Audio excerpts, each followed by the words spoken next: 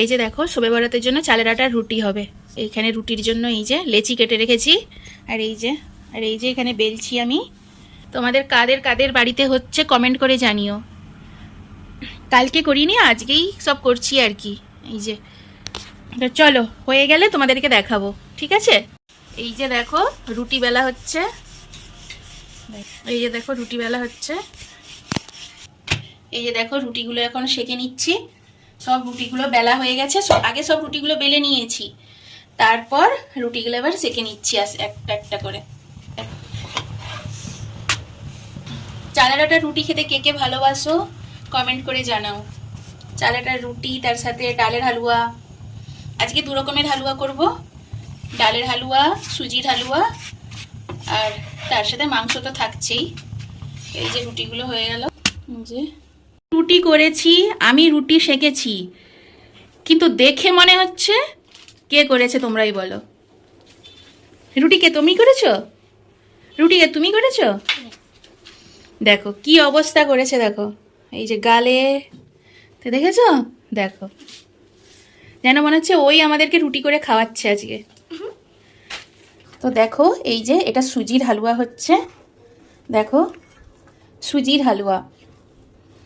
এই যে ডালের হালুয়াটা করব, এরপরে ডালের হালুয়া করব।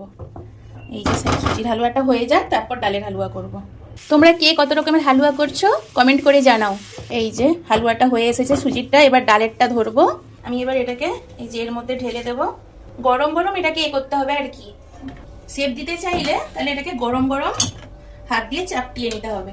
ঘি হাতে ঘি নিয়ে এটাকে গরম গরম করতে হবে, সেট করতে হবে, নাহলে এটা সেট হবে না। এই কাজটা কিন্তু খুব কষ্টকর। আমরা যখন ছোট ছিলাম, আমার মা যখন এরকম মানে হালুয়া বানাতো, তখন এটা আমরা করার জন্য ঝগড়া লেগে যেতাম, 3 ভাই বোনে ঝগড়া লেগে যেতাম যে কে করবে এই কাজটা। তো আমার মা অনেক রকমের হালুয়া বানাতো, চাল গুঁড়োর হালুয়া বানাতো, তারপরে মুগ ডালের হালুয়া, আমি অত পারি না। তারপরে বাদামের হালুয়া, গাজরের হালুয়া, আমার মা অনেক ধরনের হালুয়া বানাতো। সত্যি কথা বলতে আমার মায়ের মতো আমি পারি না। আমি আমার মায়ের মতো কোনো জিনিসটাই পারি না। আমার মা রান্না বান্না সব দিক দিয়ে এক্সপার্ট, আমার মায়ের মতো আমরা হতে পারবো না। দেখো এটা তো সেট হয়ে গেল, এর ওপরে আরেকটু ঘি দিয়ে সেট করে দেব এটা। এবার এটাকে ছুরি দিয়ে, ঠান্ডা হওয়ার পর ছুরি দিয়ে কাটবো। এখন কাটলে এটা হবে না, এটাকে ঠান্ডা করতে দিতে হবে। ঠান্ডা হওয়ার পর এটাকে ছুরি দিয়ে কেটে নেব। এই যে জায়গাটা দেখছো, এই জায়গায় আমি আমার রান্নার ভিডিও বানাই, জানি না তোমরা দেখেছো কিনা। আর এই যে দেখো আমার প্লে বাটন, এই যে দেখো delicious Bong dish by Salma, এইটা আমার কুকিং চ্যানেল, যেই চ্যানেলটা দিয়ে আমি মানে এই প্লে বাটনটা পেয়েছি, তো তোমাদেরই সাপোর্টে। তো এটা আমার ভ্লগ চ্যানেল একটা বানিয়েছি। তোমরা অনেকেই বলেছো আপু ভ্লগ বানাও, ভ্লগ বানাও, তো সেই জন্যই আমি ভ্লগ একটা চ্যানেল খুলেছি। তো দেখো এইটা আমার সেই ভ্লগ চ্যানেল, মানে এটা আমার সেই চ্যানেলটা আর কি, সেই চ্যানেলের জন্য। আর এটা তার প্রতিফল, এই যে ইউটিউব। অনেক কষ্ট করতে হয়েছে আমাকে, তার জন্য আজ আমি এটা পেয়েছি। তো এই জায়গাটা আমার খুব পছন্দের, এটা আমার খুব খুব প্রিয় জায়গা। এখানে রান্না দেখিয়ে দেখিয়ে আজ আমি দেখো এই যে এটা পেয়েছি। তোমরা কেউ একজন কমেন্ট করেছিলে, আমি ঠিক নামটা মনে করতে পারছি না, বলেছিলে যে আপু তোমার তো সাবস্ক্রাইবার খুবই কম, তবুও কি করে তুমি প্লে বাটন পেলে? তো প্লে বাটন কিন্তু এটা আমার এই চ্যানেলের জন্য নয়, এটা আমার delicious Bong dish by Salma এই চ্যানেলের জন্য, যেটাই আমি বিভিন্ন ধরনের টিফিন রেসিপি তোমাদের সাথে শেয়ার করি। আর আমার বাচ্চাদের টিফিনে আমি কি দিই সেটাও আমি শেয়ার করি, সেটা থেকেই বা বিভিন্ন ধরনের কুকিং ভিডিও তোমাদের সাথে শেয়ার করি, সেটা থেকেই আমি আজ এটা পেয়েছি। তো আমাকে সাপোর্ট করার জন্য, মানে আমার ওই চ্যানেলের যে সাবস্ক্রাইবার, তারা যদি কেউ এই চ্যানেলে থেকে থাকো, তাদের উদ্দেশ্যে বলছি তোমাদেরকে অনেক অনেক ধন্যবাদ আমাকে ওখানে গিয়ে এতটা সাপোর্ট করার জন্য। আশা করব এখানেও আমি অতটাই সাপোর্ট পাবো। তো এখন delicious Bong dish by Salma নামে প্লে বাটনটা পেয়েছি, আল্লাহর রহমতে ইনশাল্লাহ তোমাদের ভালোবাসাই যেন আবারও এই চ্যানেলের নামে একটা আমি প্লে বাটন পাই, দোয়া করো তোমরা। আর এই যে এখন এই যে ডালের হালুয়াটা হচ্ছে, এই যে ডালের হালুয়াটা বানাচ্ছি। নারকেল দিয়েছি, বাদাম দিয়েছি, ঘি দিয়ে এটা বানাচ্ছি। এই ডালের হালুয়াটা আমাদের ঘরে সবাই পছন্দ করে। আর এই যে দেখো এদিকে লাকি আর খিদে পেয়ে গেছে, বলে মা এখনো হালুয়া হয়নি।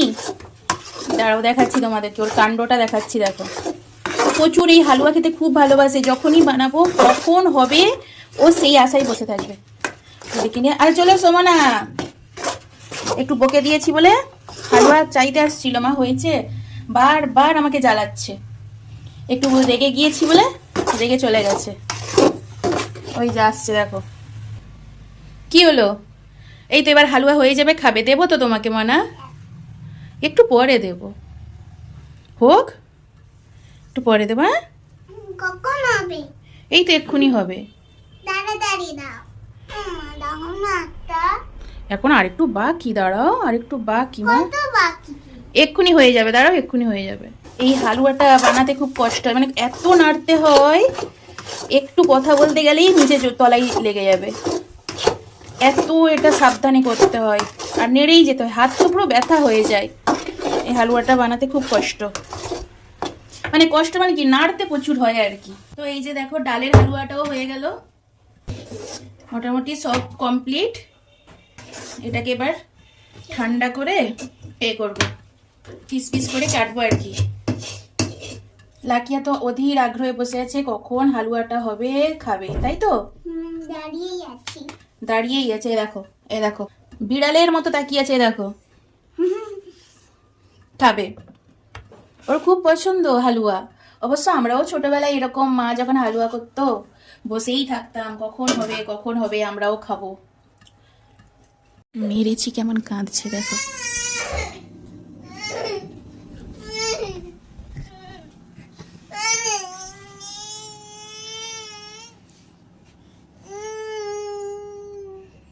দুষ্টামি করলে মার খেতে হবে, আর কিছু না, দুষ্টামি করলে মার খেতে হবে, দুষ্টামি করলেই মার খেতে হবে। দুষ্টামি করেছো, মার খেয়েছো। চলে এসো, এসো এসো, চলে এসো। দেখো এখানে হচ্ছে মাংস, এই যে আলু দিয়ে মাংস, এটা এক ধরনের মাংস হচ্ছে আলু দিয়ে। আর এই যে এখানে এটা চিকেন, এখানে হচ্ছে চিকেন, এই যে চিকেন, এখানে আলু দিয়ে চিকেন। কি এঁকেছো দেখি, ওটা কি এঁকেছো? বাহ সুন্দর তো, খুব ভালো খুব ভালো। তুমি এঁকেছো এটা? ডিলিট করো, কেন জানি এখানে অফ আছে, এবার ডিলিট করে দাও দেখি। দেখ এই ডিলিট হয়ে গেল। অল্প খাই আর কি, বাচ্চাগুলো আমার একদম অল্প খায়, একটা মাংস আর একটু ঝোল দিলেই ওর হয়ে যাবে। দেখো ওকে মাংস নাও, মাংস নাও, ধরো। কেমন হয়েছে মানা, হালুয়া টালুয়া সব ভালো হয়েছে তো? তো বলো আজ এই পর্যন্ত, দেখাবে পরের ভিডিওতে। আর এই পর্যন্ত, আবার পরে হবে না, আজ এই পর্যন্ত, দেখা হবে পরের ভিডিওতে।